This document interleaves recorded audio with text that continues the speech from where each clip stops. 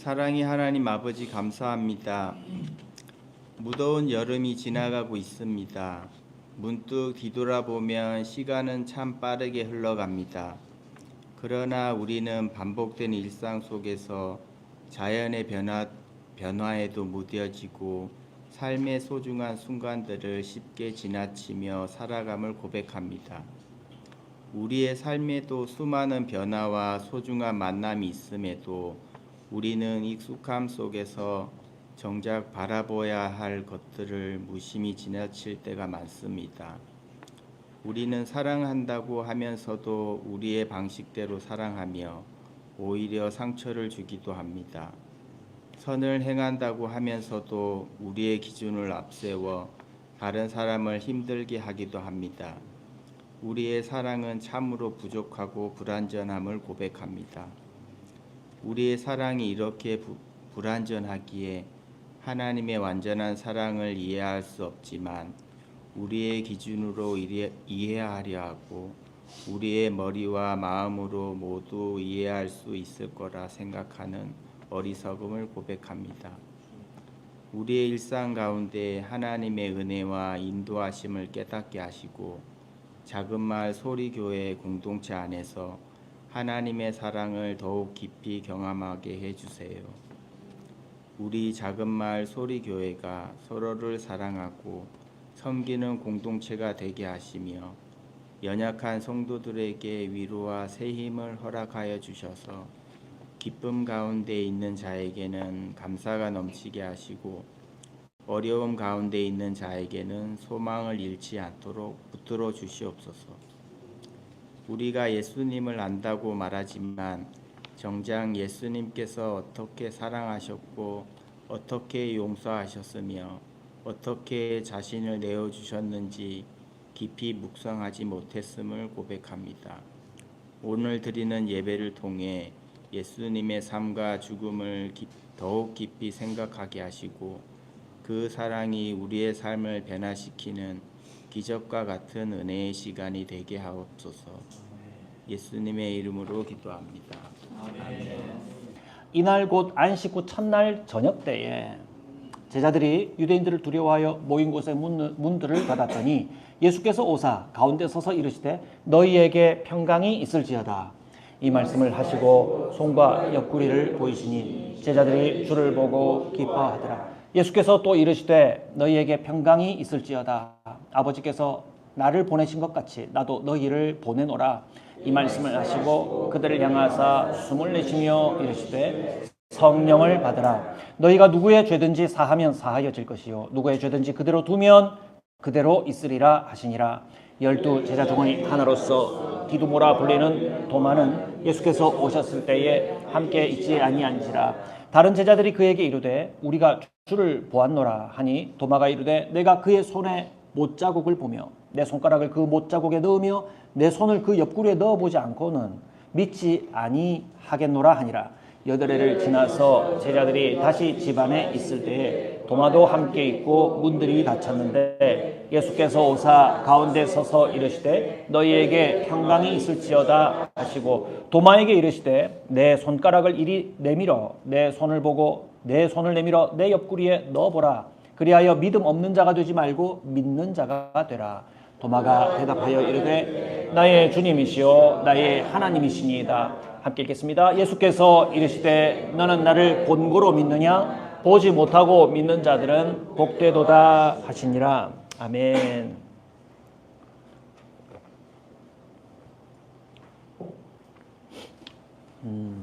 여러분 헤어진 사람들 중에서 가장 보고 싶은 사람이 있습니까? 여러분 헤어져서 최근에는 뵙지 못했거나 혹은 영영 뵙지 못하는 상황 가운데 되어서 상당한 기간 동안 보지 못하게 된 사람들, 보고 싶은 사람, 뭐 가장 아니더라도 떠오르는 사람을 한번 떠올려 보십시오. 뭐 누군가의 이름이 될 수 있겠습니다. 예. 누가 가장 보고 싶으세요? 저는 돌아가신 외할머니가 참 보고 싶습니다. 제가 초등학교 1, 2학년 시절 여기는 이제 1, 2학년 없죠. 아주 작을 때입니다. 저는 다른 아이들보다 더 작았기 때문에 더 작은 저의 모습을 떠올려 보십시오.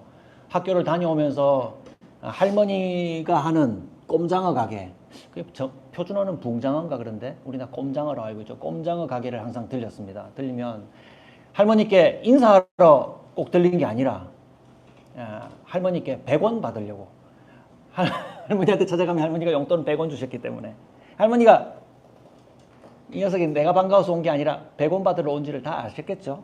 할머니가 100원을 꺼내주시면 할머니한테 인사하고 곧장 사라져 버렸어요. 할머니한테 찾아가면 왔다 갔다 서성이고 있으면 아직 할머니가 100원 안 주신 거죠. 그러지 말고 거기 오뎅 하나 먹고 가거라 하면은 고개 푹 숙이고 오뎅 하나 먹고 100원을 못 받고 가는 경우도 있고요. 그것도 먹기 싫으면은 할머니 말씀이 떨어지기가 무섭게 얼른 집으로 왔던 기억이 납니다. 할머니는 대각사의 절에 보살이었어요. 보살은 우리가 성도님 하는 말을 자기들은 보살님 하더라고요. 거기에 공을 많이 들이셨습니다. 그래서 아침에 꼼장어 장사하시러 가려고 꼼장어 양념을 제 기억에는 큰 바켓스에 1개 혹은 2개를 만드셨어요. 믹서기 갈아가지고 거기 채우고 막 이렇게 하면서 꼼장어 양념감을 바켓스에다가 이렇게 만드셨거든요. 만들 때 항상 연불을 틀어놨어요. 이렇게 연불이 막 이렇게 테이프, 옛날 테이프 기억나십니까? 옛날 사람들 다 테이프 기억나죠? 그거 이제 뭐 늘 그걸 틀어놓고 뜻도 모를 내용을 아마도 그게 어느 동네 말인지 모르겠지만 늘 하는 거 막 나오면서 이제 꼼장 양념을 만들 때 제가 할머니한테 할머니 절에 다니지 마세요. 불교 부처 믿으면 지옥 가요. 예수 믿어야지 천국 가요. 예수님 믿어요. 할머니. 그렇게 할머니 얘기하면 제가 수도 없이 얘기했거든요. 할머니한테. 볼 때마다 그거 듣기 싫어가지고 소리 나오고 그게 듣기 싫어가지고 할머니 그거 하면은 지옥 가요. 할머니한테 곧 지옥 간다고 말했어요. 지옥 가요. 예수님 믿어야 천국 가요. 그러면은 할머니가 반복해서 하시는 말씀이 있었어요. 그래 순재는 예수님 믿고 천국 가래. 나는 부처님 믿고 극락 갈 거니까 괜찮다. 아쉬운 거는 그 할머니 음성이 기억이 안 나요. 그 말씀 내용만 기억나지. 그러니까 할머니가 그렇게 거듭 저한테 말씀하셨고 그걸 제 부모님한테 일러줬어요. 할머니가 그렇게 말했다고 속상하다고 그렇게 그렇게 말씀하신 기억이 납니다.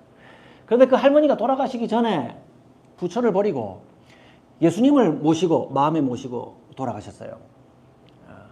그냥 몸이 약해지셔서 정신력도 혼미해진 가운데 그렇게 받아들인 것이 아니라 수개월 동안 병상에서 고생을 하시는 중이었는데 그 중에 저희 어머니와 이모, 저희 외삼촌이 협력해가지고 복음을 전했고 그 복음을 듣고 부처를 버리고 마음에 예수님을 모시고 돌아가셨거든요. 저는 그 할머니가 그 마지막에 돌아가시기 전에 그 쪽방, 정말 몸 하나 누일 수밖에 없는 조그마한 쪽방 거기서 이제 주무셨는데 거기에 벽 한쪽에 주기도문 사도신경을 어머니가 매직으로 달력 뒤인지 모르겠지만 크게 매직으로 적어가지고 벽에 붙여놓던 기억이 저는 뚜렷합니다. 그걸 보시면서 이제 몸이 이제 불편하니까 거동이 안 되시니까 그걸 보면서 기도하시고요. 제 기억에는 딱 한 번 삼일교회 초량에 있는 삼일교회 어머니 우리 외삼촌 등에 업혀가지고 택시 타고 등에 업혀가지고 교회 한 번 딱 출석한 기억나고요. 제 기억이 없으니까 뭐 2번 혹은 한 번, 딱 한 번으로 기억합니다. 한 번 교회 오셔서 예배드리고 그렇게 병상에서 고생하다가 돌아가셨어요. 저는 이 외할머니가 참 보고 싶어요. 여러분들도 그렇게 만나고 싶은 분들 있으시죠? 네, 뭐 저와 상황이 달라도 보고 싶은 분 있을 겁니다. 우리 나중에 다 천국에서 만날 겁니다. 이와 같은 소망을 우리 가지고 있다는 것 함께 고백할 수 있습니다. 예수님께서 돌아가셨어요. 제가 예수님 돌아가신 대목을 생각하면서 그 감정이 남겨진 유족들의 감정은 어떤 것일까를 떠올리면서 이걸 쓴 거거든요. 예수님께서 돌아가실 때 제자들은 주님과의 어떤 추억을 갖고 눈물 짓고 있었을까요? 주님과 함께 먹었고 예수님과 함께 잠자고 함께 거동했던 그 짧은 시간들, 그리고 예수님이 특별히 다른 선지자와 다른 지도자들과는 달리 특별히 천한 자들의 약한 자들의 아버지가 되어주셨던 걸 기억하면서 눈물 지으면서 주님을 얼마나 그리워했겠습니까? 제가 말씀드리는 시점은 주님이 돌아가시고 난 다음 오늘 우리가 성경 읽었던 막달리안 마리아가 예수님을 찾아가지고 만 이틀도 되기 전에 예수님 무덤 찾아서 그리워했던 그 시점만이 아니라 요한이 이 글을 썼던 시점을 저는 생각하는 겁니다. 요한이 이 글을 썼던 시점은 이 시간을 회상하면서 쓴 거거든요. 그렇기 때문에 그것은 예수님이 돌아가셨고 부활하셨던 이 슬픔을 곱씹고 있었던 이 시간이 얼마나 지났을 때냐면 최소 40년, 많게는 60년, 70년 이상이 지났을 때 이것을 회상하면서 썼어요. 그러니까 이건 회상의 기록이거든요. 회상의 기록. 오랜 시간이 지나고 난 다음 요한이 그때는 어떨 때입니까? 기독교가 박해당할 때예요. 잡혀가서 죽고 고소당해서 죽고 불합리하게 죽고. 여러분 열렬한 유대인들이 다른 이교도들을 대할 때 얼마나 사납게 공격하는지를 여러분 미디어를 통해서 혹시 보셨습니까? 유대인들 사나워요. 막 따라다니면서 욕하고 돌 던지고요. 막 그 열심히 대단해요. 따라다니면서 욕을 하고 따라다니면서. 제자들이 그런 식의 핍박을 당하면서 괴로움을 당할 때입니다. 그 경험을 당하면서 오늘 이 요한복음에 그 막달라 출신의 여자가 예수님의 무덤, 돌아가신 무덤을 다시 찾았을 때 그때 있었던 기억을 떠올리면서 오늘 수십 년이 지난 우리들, 이 고통과 슬픔을 당하고 있는 우리들에게 그때 우리가 알았던 예수님이 다시 나타나셔서 말씀하신다면 어떤 말씀 해주실까? 이거 생각하면서 쓴 거예요. 그래서 당시 그때만 생각하는 게 아니라 훨씬 그 지난 시점에서 이 기록을 쓰고 있다는 점을 생각하면 도움이 많이 됩니다. 막달리아 마리아가 찾아갔을 때 그곳은 빈 무덤이었어요. 빈 무덤. 동굴을 막았던 돌문이 옆으로 치워졌어요. 아마도 돌문은요, 우리가 생각하는 이게 그 공처럼 생긴 큰 돌덩이가 아니라 바퀴처럼 생긴 돌이에요. 깎아 만든. 그래서 이렇게 굴릴 수 있는, 바퀴처럼 굴릴 수 있는 큰 돌이거든요. 레일을 안 깔았겠지만 바퀴처럼 이렇게 굴려가지고. 그런데 그 돌문, 동굴로 된 무덤 돌문이 굴려져서 열려져 있는 거예요. 들여다보니 예수님이 계시지 않아요. 예수님을 쌌던 세마포는 고이 접어서 한쪽에 개켜져 있고, 그리고 머리를 쌌던, 우리 예전에 나사로 얘기할 때도 있었지만 몸을 세마포로 감싸고 얼굴도 헝겊으로 감싸거든요. 몸을 감쌌던 세마포도 고이 개어져 있고 얼굴을 감쌌던 헝겊도 고이 개어져서 한쪽에 또 있었어요. 이건 뭘 뜻할까요? 막달라 마리아는 예수님의 시선을 누가 훔쳐갔을까? 제자들도 염려했겠죠. 그런데 훔쳐가는 사람들이 그렇게 고이 개켜 놓습니까? 아니에요. 이건 시간이 충분히 있었다는 뜻이에요. 예수님이 부활하신 거예요. 예수님의 계획대로 부활하시고 자신을 쌌던 세마포를 고이 개어 놓으시고 단정하게 마치 약속대로 움직이시는 분처럼 개어 놓고 빈 무덤 상태를 만들고 나가신 거예요. 예, 나가신 거. 이것도 하나의 증거입니다. 간접적인 증거죠. 막달라 마리아가 주변 사람들에게 물었어요. 우리 주님이 어디 가신지 아십니까? 하면서 옆에 있는 사람에게 물었어요. 근데 그 옆에 계신 분이 누구였어요? 예수님이었어요. 처음에는 예수님인 줄을 모르고 동산 관리인인 줄 알고, 그곳 동산 관리인인 줄 알고, 아니 여기 모셨던 예수님 어디 다른 데다가 안치했습니까? 그곳이 어딘지 저에게 좀 알려주시면 좋겠다고 얘기하니까 예수님께서 마리아야 하고 그 음성을 들려주시자 예수님인 걸 알아봤어요. 선생님, 라보니요. 아람어로 내 선생님 하고 부른 겁니다. 그러자 주님께서 내게 손을 대지 말아라. 내가 아직 아버지께로 올라가지 않았다. 형제들에게로 가서 내가 아버지에게로 올라가게 된 것을 전해라. 라고 말씀했어요. 여러분 이 대목에서 조금 머물면서 생각하지 않았을까 싶습니다. 저도 여기서 많이 머물렀어요. 좀 이상하잖아요. 반가워하는 마리아에게 손대지 마라. 이러니까 왜요? 좀 이상하잖아요. 매정한 것 같기도 하고 예수님은 정말 지금 손을 대면 안 되는 상태인가? 만질 수 없는 상태인가? 아니면 또 만져서는 혹은 부정하게 되는 그런 사정이 있는가? 그런 생각이 들 겁니다. 그런데 제가 보기에는요, 여러 가지 추측을 할 수 있지만 우리 추측에는 아직 예수님이 유령 상태야. 몸이 없는 그냥 고스트야. 그래서 만져도 의미가 없을 뿐만이 아니라 혹은 하나님께 정결하게 드려져야 되기 때문에 부정한 사람의 손을 타면 안 돼. 뭐 이런 식의 다양한 상상력들을 발휘하는데 저는 그게 좀 다 좀 의미가 없는 것 같아요. 왜냐하면 예수님이 그날 저녁에 제자들에게 나타나서 마음껏 만지게 하시거든요. 그리고 예수님은 실제로 몸이셨거든요. 같이 먹고 같이 지낼 수 있는 몸이셨고 만질 수도 있었어요. 예. 그러니까 예수님은 몸으로 완전히 부활하신 상태였다는 겁니다. 그러면 본문에 왜 마리아에게 만지지 말라 이렇게 하셨을까요? 저는 본문에 기록되어 있지 않지만 주님께서는 그냥 아주 자연스럽게 마리아의 마음을 위로하시면서 마리아야 내 걱정 많이 했니? 나 이렇게 살아났다. 내가 얘기하지 않았느냐? 라고 하면서 다른 제자들에게 설명해 주신 것처럼 마리아에게도 설명해 주고 그래 손도 잡고 혹은 허용된다면 이렇게 안아도 주시고 괜찮아 다독여 주시고 그런 인사를 충분히 하시면서 기쁨을 저는 나눴을 거라고 생각합니다. 이상하면 저한테 나중에 얘기하세요. 목사님 좀 이상해요 하면 얘기하세요. 저는 그렇게 생각합니다. 그런데 왜 내게 손을 대지 말아라 이렇게 했을까요? 이거는 이 말이 중요하기 때문이에요. 주님이 일반적인 인사를 하시고 이 말은 중요하기 때문에 기록한 거예요. 이것은 부활하신 이후부터는요. 예수님이 이제 제자들과 함께 하시는 방법이 이제로부터는 바뀌게 된다는 것을 주님이 말씀하시는 거예요. 지금까지는 내가 너희들과 함께 지내면서 손도 잡고 인사하고 안아도 주고도 인사하고 같이 음식도 먹고 나누는 이런 방식의 교제를 하면서 내가 너희들을 이끌었지만 이제는 방법이 바뀔 거야. 이젠 국면이 바뀌는 거야.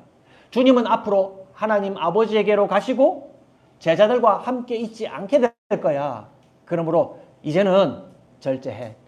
이제는 이게 아니야. 그래서 이것은 하지마라고 하는 금지가 아니라 예고예요. 금지가 아니라 예고예요. 예고. 이제 손 못 대게 돼. 그러니까 자제해봐. 내가 이따 가르쳐 줄게. 다음 상황을 보면 더 이해가 됩니다. 예수님께서 그날 저녁에 제자들이 모인 곳으로 찾아가셨죠? 여러분 다 읽으셨죠? 제자들은 유대 사람들이 자신들을 잡아서 불법 재판에 넘길 걸 두려워해서 불법 재판까지 갈 것도 없습니다. 유대인들은 바로 그 자리에서 돌을 던지니까요. 얼마나 사납는지 모릅니다. 그렇기 때문에 제자들이 한 곳에 모여서 아마도 그곳은 은신처였을 거예요. 은신처에 모여서 문까지 닫고 잠근 상태였어요. 그런데 주님께서는 영화로운 몸이 되셔서 자유롭게 거기 들어가실 수 있죠. 주님은 다 하실 수 있잖아요. 거기 들어가셔서 너희에게 평화가 있기를. 당시 말로 샬롬 했을 겁니다. 샬롬. 샬롬. 이건 이스라엘 사람들의 일반적인 인사죠. 샬롬하고 인사했어요. 근데 본문에서 이 평범한 인사로 주님께서 하시려는 말씀이 있어요. 지금 이 상황과 이 샬롬이라는 말이 상황이 다르잖아요. 매우 두려워 떨고 있는데 들어가서 안녕하냐 물은 거예요. 너무 속상해서 고생하고 있는데 찾아가고 안녕하세요 하면은 그 인사말 자체가 센스에 안 맞죠. 그러니까 지금 제자들은 너무 두려워 걱정하고 있는데 예수님 찾아가서 샬롬 했으니까 이 샬롬은 이 상황과 안 맞는 인사가 된 거예요. 그래서 평화가 너희에게 있어라 라고 번역한 겁니다. 이 평범한 인사로 주님이 하시려고 하는 말씀이 있었습니다. 주님께서는 그 제자들에게 여러분 도마에게 나중에 믿음이 없는 도마에게 손에 못자국과 옆구리를 보여준 것이 아니라 이런 본문 읽어보시면 앞서 제자들에게도 손과 옆구리를 다 보여주세요. 보고 믿게 해주신 거예요. 제자들이 요청했는지 어떻게 했는지 그건 다 생략돼 있어요. 아마 제 생각에는요. 제자들이 우리 예수님 만나면서 손도 만져보고 옆구리도 확인했을 것 같아요. 친밀했다면. 그죠? 우리 예수님 만나 하고 막 만져보고 막 다 했겠죠. 그리고 예수님 맞구나. 그러고 난 다음 그런 인사가 충분히 이루어지고 난 다음 저는 막달라 마리아를 만났을 때도 그런 인사가 이루어졌을 것 같아요. 우리 예수님 맞나? 음성은 맞는데 확인해봤을 것 같아요. 어떤 형태로든지. 다 확인이 끝나고 우리 예수님 맞구나 확인하고 난 다음에 제자들에게 숨을 내쉬면서 성령을 받으라. 성령을 받으라. 라고 말씀하셨습니다. 저는 이것이 어떤 의미인가? 이러고 난 다음에 제자들에게 일어나는 변화를 보면 좀 알 수 있는데요. 제자들에게 숨을 내쉬면서 성령을 받으라 하고 말씀하셨는데 이것은 앞으로 나중에 50일이 지나고 난 다음에 너희들이 성령 받을 거야. 오순절 때 성령 받을 거야. 50일이 아니죠. 예수님 한참 계시니까. 성령 받을 거야. 라는 것을 얘기하시는 것이 아니라 그 시간에 저는 성령의 은혜를 주셨다고 저는 믿어요. 예. 그러면서 그 성령의 은혜를 경험하면서 제 아들에게 어떤 것을 깨닫게 해주시냐면 지금 그들 앞에 서 계신 예수님께서 이스라엘이 오랫동안 조상 때로부터 믿어왔던 그 구약의 하나님께서 구약에 기록되어 있는 하나님께서 바로 사람이 되셔서 자기 앞에 와 계시고 이스라엘을 이끄신 주님이시고 그리고 그들 앞에 사람이 되어서 오신 하나님인 것을 똑똑히 깨닫게 해주시는 순간이라고 저는 생각합니다. 왜요? 주님이 성령을 받으라 하고 난 다음 제자들이 그분을 주님이시고 하나님이신 것을 알아보게 됐거든요. 이것은 한 세트입니다. 자, 그 다음에 일어나는 상황과 한 세트입니다. 다음에 또 같은 상황이 반복됩니다. 앞서 주님이 제자들에게 오셨을 때에 그때 그 자리에 없었던 제자가 한 사람 있었죠. 도마죠. 도마는 우리 자꾸 도마 하니까 우리 채소 쓸 때 쓰는 그 도마. 그래서 이제 요즘 새 번역에는 다른 건 베드로 이런 건 구분이 잘 되니까 그대로 쓰고 도마는 토마스 이렇게 쓰더라고요. 예. 도마 하니까 자꾸 다른 상상이 되는가 돼서 그렇게 하나 봐요. 요즘 번역은 토마스 이렇게 한글 새 번역에는 그렇게 나옵니다. 어쨌든 도마가 그 자리에 없었는데 8일 뒤에 제자들이 함께 모여 있을 때에 거기는 도마가 참석하게 되었어요. 그 자리에도 예수님께서 다시 나타나셨어요. 예수님이 찾아오시기 전에 아마도 제자들 도마를 제외한 나머지 제자들은 예수님을 앞서 먼저 경험했죠. 주님께서 숨을 내쉬면서 성령을 받으라 하면서 그들의 눈이 뜨여지면서 뭘 깨달았습니까? 이분이 우리 조상 때로부터 믿어왔던 그 주님이시고 그리고 사람으로 찾아오신 메시아시구나 하나님이시구나 라는 것을 깨닫게 된 그 증언을 도마에게 저는 했다고 생각합니다. 그런데 도마가 그 얘기를 듣고 나서 뭘 그냥 예수님이 살아나셨다는 것 이상으로 그분이 뭐 하나님이라고? 나 잘 모르겠네. 내가 보고 확인하기 전에는 나 믿지 않겠어 라고 답을 한 겁니다. 그때 예수님께서 나타나셨어요. 다른 제자들에게 해주신 것처럼 도마에게도 손과 옆구리를 보여주시면서 뭐라고 했습니까? 의심하지 말고 믿으라고. 보고 믿는 자가 되라 라고 합니다. 그때 도마가 뭐라고 고백합니까? 중요한 오늘 말씀 제목이에요. 나의 주님, 나의 하나님이라고 고백해요. 그러면 도마만 나의 주님, 나의 하나님이라고 고백했을까요? 저는 앞선 상황과 그 다음 8일이 지난 이때의 상황이 한 세트라고 생각해요. 주님의 못자국 난 손과 옆구리를 보고 성령을 받아라 라고 하면서 성령을 경험하게 해주셨을 때 그들이 비로소 눈이 띄어져서 이분이 정말 하나님이 맞구나. 우리가 조상 때로부터 믿었던 바로 그 주님이시구나 라는 것을 눈을 뜨고 깨닫게 된 거예요.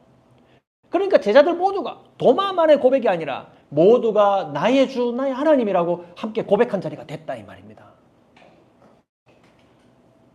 예수님이 제자들을 찾아다니시면서 자신의 부활, 내가 다시 살아난 것 확인시킨다. 내가 얘기했지. 나 부활한 거 맞아. 라고 하면서 자신의 부활을 확인시키는 정도로만 가지고는요. 그분께서 그들의 조상들인 조상들이 구약대로부터 믿어왔던 그 주님이 바로 이 예수님이시고 그리고 사람이 되어서 찾아오신 메시아라는 것까지 믿기는 어려웠다고 저는 생각합니다. 예수님이 다시 살아나신 걸 보고 어이구 어떻게 이런 기적이 일어날 수 있습니까? 정말 우리의 영웅 맞네요. 우리가 사람 잘 알아봤어. 이분은 정말 기적을 일으키는 분이야. 영원한 죽어도 살아나시니까 영원히 우리를 돌봐주시는 우리의 국민의 영웅, 우리의 왕이 되실 거야 라고 하면서 예수님을 추대하는 정도로 만족하지 않았을까요? 그런데 주님이 성령을 주시면서 깨닫게 하신 것, 그것이 함께 일어났을 때 그들이 나의 주님, 나의 하나님, 예수님을 하나님이라고 고백할 수 있게 된 겁니다. 22절과 23절을 보시면 예수님께서 이렇게 말씀합니다. 성령을 받아라. 너희가 누구의 죄든지 용서해 주면 그 죄가 용서될 것이요 용서해 주지 않으면 그대로 남아 있을 것이다. 여러분, 이것은 그냥 우리끼리의 사소한 잘못과 용서, 화해를 말하는 대목이 아니에요. 이것은요, 성령을 받은 사람은 용서받은 자가 되고, 그리고 우리를 통하여 성령을 받아 또한 다른 사람들도 용서를 받게 되는 죄 사함의 일이 일어난다는 것을 제자들에게 알리는 거예요. 그런 일로 제자들을 부르신다는 선언이에요.